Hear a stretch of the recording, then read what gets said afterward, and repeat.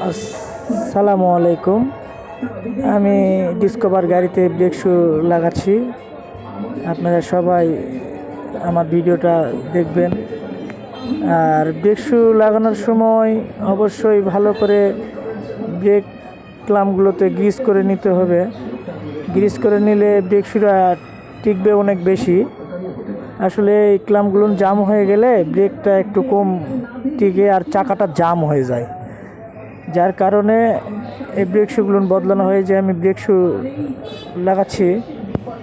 আর brake shoe লাগানোর সময় অবশ্যই সব চেকিং করে লাগাতে হবে, আসলে চাকাটা যেন জাম না হয়।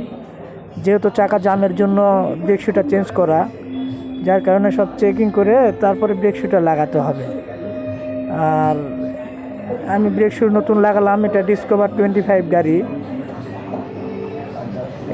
গাড়িওয়ালা অনেক চাকা জামের জন্য অনেক জায়গায় ঘুরছে, আসলে হয় নাই ক্লিয়ার। আমি এই যে ব্রেক শু গ্রিস করে লাগাই দিলাম, আশা করি অনেক ভালো হয়েছে, গাড়িওয়ালার রেজাল্ট অনেক ভালো দিছে। আর আমার এই ভিডিওটা সবাই দেখবেন ইনশাল্লাহ।